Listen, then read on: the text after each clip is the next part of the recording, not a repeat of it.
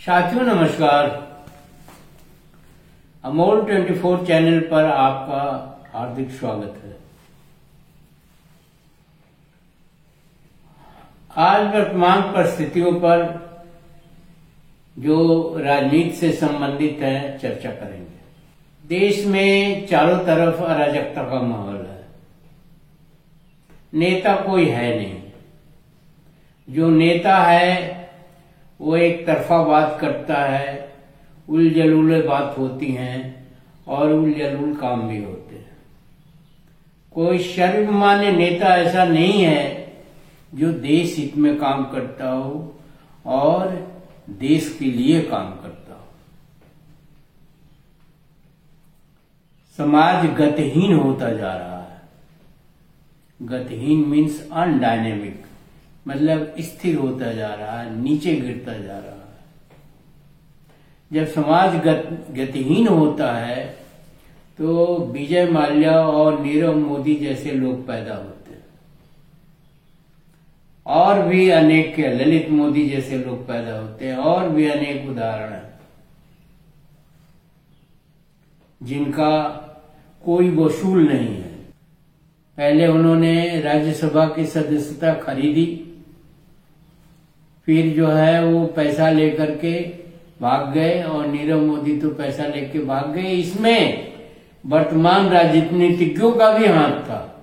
ऐसे कैसे लेकर के कोई भाग जाएगा? अगर लेके भाग गया तो आप पूरी तरह से फेल है, पूरी तरह से फेल्योर है आपका। इस तरह से समाज गतिहीन हो गया। आपका समाज गतिहीन कई कारणों से हुआ। नोटबंदी, जीएसटी, उलझुल भाषण, उलझुल बातें, निम्न स्तरीय बातें, निम्न प्रकार के कार्य। एक उच्च संवैधानिक पद पर बैठे हुए व्यक्ति झूठ बोले, जुमला कसे, और भी बहुत सारी चीजें हैं जिसका इस वीडियो में बयान करने से कोई फायदा नहीं है। सब जानते हैं कि क्या हो रहा है देश में और कैसे हो रहा है। तो समाज गतिहीन होता गया। मैंने देखा है नोटबंदी के दौरान, जाड़े के दिनों में आजमगढ़ में गया हुआ था, मैंने देखा लड़कियां जो कम उम्र की थी, 15-20 साल की थी, वो एक केवल चादर शरीर पर डाले उस ठंड में लाइन में खड़ी थी। बुजुर्ग खड़े थे, काफी लोगों की डेथ भी हुई है। इसका क्या अर्थ है? आपकी समझ में नहीं आता। आप समाज को गतिहीन बना देना चाहते हैं, और गतिहीन बना देना नहीं चाहते, गतिहीन हो गया। और भी बहुत सारे इसके कारण है, या और भी बहुत सारे इसके उदाहरण हैं। अब जब समाज गतिशील होता है, गतिहीन की तो बात हो गई, गतिशील होता है, तब भगत सिंह, चंद्रशेखर आजाद, जगदेव बाबू और जो है जो गणमान्य हैं, जो बहुजनों के नायक हैं, वो पैदा होते हैं, जो हर कुर्बानी देश के लिए हर कुर्बानी देने को तैयार हैं, और कुर्बानियां देते हैं देश के लिए। जान से बड़ा तो कुछ नहीं होता, तो जान देने के लिए तैयार होते हैं। आज की तरह से मंदिर मस्जिद नहीं करते हैं, ये कायर लोग करते हैं। अब जब देश गतिशील होता है तो बाबा साहब अम्बेडकर और डॉक्टर राम मनोहर लोहिया जैसे लोग पैदा होते हैं, जो समय की धारा और रुख को बदल देते हैं। बौद्ध धर्म का प्रतीक चिन्ह जो है चक्र है। चक्र गतिमान रहता है, डायनेमिक है। चक्र घूमता है तो ऊर्जा पैदा होती है, बिजली पैदा होती है, बहुत सारी चीजें काम होते हैं। तो चक्र गतिमान का प्रतीक है।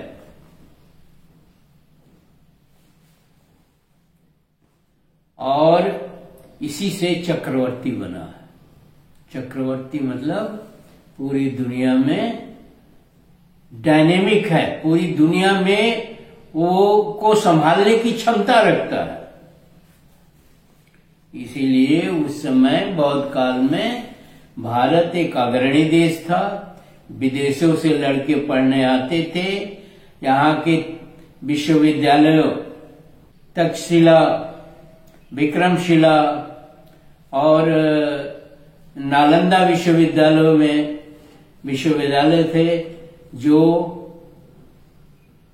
जहां दूर दूर से बच्चे पढ़ने आते थे और शिक्षा का उच्च प्रबंध था। आज तो कोई ऐसा विश्वविद्यालय नहीं है जहां पर बाहर से लोग पढ़ने आते हो, क्योंकि आपने देश को गतिहीन बना दिया।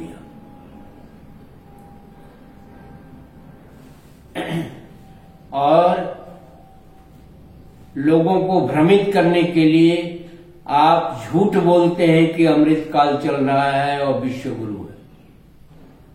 किस बात के आप विश्व गुरु हैं और कौन सा अमृत काल चल रहा है? अमृत काल का मतलब भी समझते हैं या झूठ बोलना है, पब्लिक को भ्रमित करना है? तो इस तरह के कार्यों से, इस तरह के जुमलों से, इस तरह के झूठ से समाज गतिहीन होता जाता है और समाज में एक ठहराव आ जाता है जो आज देश के अंदर है। लोकतंत्र के नाम पर आज देश में पार्टी तंत्र चल रहा है और तरह तरह के भ्रमित करने वाली बातें की जा रही हैं। सत्ता पाने के लिए हथकंडे अपनाए जा रहे हैं। सत्ता पाने के लिए हर वो जलील काम किया जा रहा है, हर वो गलत काम किया जा रहा है जो नहीं करना चाहिए देश हित में। सत्ता क्या ये जिंदगी अस्थिर नहीं है? ये जिंदगी ही बहुत वो नहीं है कि आप अस्थाई नहीं है, तो सत्ता कैसे अस्थाई हो जाएगी? सत्ता के बजाय देश अस्थाई है। देश के हित में काम करना, सत्ता के हित में काम करना सही नहीं है, देश के हित में काम करना सही है। बड़ा अजीब लगता है जब कोई पार्टी या कोई राजनीतिक दल मंदिर से चुनाव का अभियान करता है।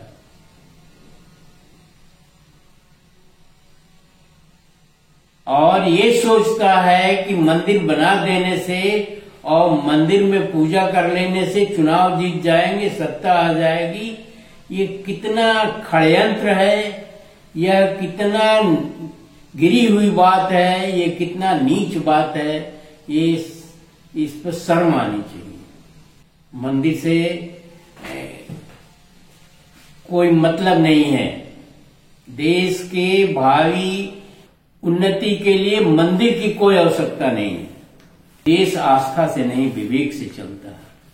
देश किसी छाती के नाप से नहीं चलता है। देश महंगे सूट पहनने से और महंगे हवाई जहाज में चलने से नहीं चलता है। देश त्याग से चलता है, देश सूझबूझ से चलता है, देश विवेक से चलता है। आज देश रसातल में जा रहा है, कर्ज बढ़ता जा रहा है, सारे नाम कम होते जा रहे हैं, चाहे वो शिक्षा के नाम से हो, चाहे गरीबी के नाम से हो, चाहे किसी भी चीज के हो। आज आपका देश लोकतंत्र है या संविधान भी है आपका, लेकिन संविधान की मर्यादा के अनुसार काम नहीं हो रहा है और लोकतंत्र का भी मखौल उड़ाया जा रहा है। पूरे विश्व में भारत का लोकतंत्र में 136वां नंबर है, जो नहीं के बराबर है। समाज व्यक्तियों से बनता है। अच्छे व्यक्ति होंगे, अच्छा समाज बनेगा, गतिशील समाज होगा। घटिया व्यक्ति होंगे, घटिया समाज होगा, गतिहीन समाज होगा। इस बारीकी को भी समझने की आवश्यकता है। अगर इस बारीकी को भी नहीं समझा जाता है तो गतिहीन समाज तो चल ही रहा है। लोग देख रहे हैं, सारी चीजें ठप हैं। शिक्षा का वही हाल है, स्वास्थ्य का वही हाल है, रुपए पैसे का वही हाल है, शेयर का वही हाल है, खेती गृहस्थी, मतलब हर तरफ जो है एक गिरावट सी है। एक प्रतिक्रांति हुई थी, पुष्यशुंग मित्र ने किया था इसी देश में, गतिहीन व्यक्ति बनाने, गतिहीन समाज बनाने, और इसकी परिणति में आज भारत का जो अस्तित्व यहाँ के जीवन में बीज रूप में विद्यमान है। गतिशील समाज में बुद्धि का उपयोग होता है, शील और सदाचार का उपयोग होता है, जैसा बौद्धकालीन संस्कृति और सभ्यता में थी। और इन चीजों में ये देश के साधु संत समाज को गतिहीन बनाने में खाद और पानी डाल रहे हैं। साधुओं को संवैधानिक पद दिए जा रहे हैं, साधुओं को खुली छूट दी जा रही है बोलने की, और सब अनर्गल बोलते हैं। कई वीडियो में मैंने जिक्र किया है कि कोई संत जो है मुलायम सिंह के बारे में क्या कहे हैं, स्वामी प्रसाद के बारे में क्या है। स्वयं प्रधानमंत्री धीरेन्द्र शास्त्री को कहते हैं ये हमारा छोटा भाई है। किस हिसाब से छोटा भाई है आपका? उम्र के हिसाब से भी आपका छोटा भाई नहीं है, ज्ञान के हिसाब से भी नहीं है, पद के हिसाब से नहीं है, ढोंग पाखंड आडंबर के हिसाब से वो है। वो अनर्गल बातें करता रहता है, अनर्गल चीजें करता रहता है। कई वीडियो में हमने उसका जिक्र किया है, उसके बोलने की मर्यादा ही नहीं है कोई, उसके काम करने की कोई मर्यादा ही नहीं है, और वो उच्च संवैधानिक पद पर बैठे हुए व्यक्ति का छोटा भाई है। ये किस तरह की व्यवस्था है? तो ऐसी स्थिति में समाज गतिहीन होता जा रहा है, समाज पिछड़ता जा रहा है, और नेता हमारे डींगे हाँक रहे हैं कि ये अमृत काल चल रहा है, विश्व गुरु हो रहा है, और तमाम चीजें हैं, और कोई सूझबूझ का काम नहीं हो रहा है। समाज को गतिशील बनाने के लिए बहुत सारी व्यवस्थाएं होती है, विवेक की आवश्यकता होती है, और विवेक शून्य है। इस प्रकार जो है अल्पजनों द्वारा समाज की व्यवस्था को, समाज की ऊर्जा का क्षरण किया जा रहा है, और समाज रसातल में जा रहा है। देश की बदनामी हो रही है देश विदेशों में। अमेरिका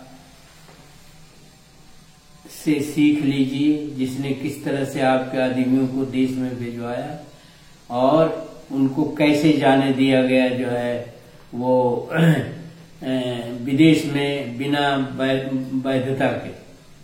उसी तरह से चाइना ने जो किया वो भी दिखाई दे रहा है। तो क्या सोच है, क्या सोचते हैं? कुंभ का आयोजन हो रहा है और तमाम धार्मिक आयोजन हो रहे हैं, और उच्च संवैधानिक पदों पर बैठे हुए लोग 10-10 दिन जो है उस क्रियाओं को में अपना समय बर्बाद कर रहे हैं। तमाम तरह के षड्यंत्र हो रहे हैं। चुनाव हो तब, सरकारें बनानी हो तब, और भी तमाम चीजों में षड्यंत्र ही षड्यंत्र हो रहा है। धर्मों में कोई तालमेल नहीं है। मणिपुर की समस्या अलग है, वो एक विकराल रूप है। तो इस तरह से देश जो है गर्त में जा रहा है, और जातियां और धर्म जो है वो उसमें बंटते जा रहे हैं, जो विष की तरह से हैं, समाज के लिए घातक की तरह से हैं। समाज की सारी गति शून्य से भी नीचे जाने की अवस्था आ रही है। ऐसी स्थिति में जाति और धर्म के बीच एक सुनियोजित युद्ध चल रहा है, और इससे देश का भारी अहित हो रहा है। इसलिए मैं निवेदन करूंगा कि जनता भी, सरकारें भी, जनता को, सरकारों को बाध्य करना चाहिए। जनता को जिस तरह से भी बाध्य आप कर सकते हैं। फिलहाल आपके पास एक बहुत बड़ा हथियार है वोट का। ऐसे लोगों को आप क्यों वोट करते हैं? ऐसे लोगों को क्यों तवज्जो देते हैं, जब आप जानते हैं कि इसके कुपरिणाम सामने आ रहे हैं, आ चुके हैं, बेरोजगारी चरम पर है, शिक्षा की दुर्दशा हो रही है, स्कूल बंद किए जा रहे हैं, स्वास्थ्य हॉस्पिटलों का कोई मतलब नहीं है। हॉस्पिटलों की तो ये स्थिति है कि सरकारी अस्पताल में जान देना है और प्राइवेट अस्पतालों में धन देना है। कैसे ये देश चलेगा और कैसे इस देश में एक बहुत ही ठहराव सा, एक शिथिलता सी आ रही है या आ चुकी है। ऐसी स्थिति में एक ही उपाय है, सरकारों को पलटते रहिए। जनता से मेरी यही निवेदन है कि सरकारें हटाइए और दूसरी सरकार लाइए ताकि देश के अंदर गतिशीलता बढ़े। अगर आप दूसरी सरकार नहीं लाते हैं, आप कुछ समझदार लोगों को, विवेकशील लोगों को गद्दी पर नहीं बैठाते हैं, तो अहित आपका है और किसी का नहीं है, देश का है। देश की बदनामी होनी है, देश की दुर्दशा होनी है और देश गुलाम होगा। इसी के साथ वीडियो समाप्त करते हैं और आपसे निवेदन करते हैं कि आप वीडियो को ध्यान से पढ़ेंगे, सुझाव और शिकायतें कमेंट बॉक्स में देंगे और सही सुझाव और सही शिकायतें करेंगे ताकि स्थिति जो है काबू में आ सके। वीडियो को शेयर, लाइक और सब्सक्राइब करना न भूलिए। जय संविधान, जय भारत।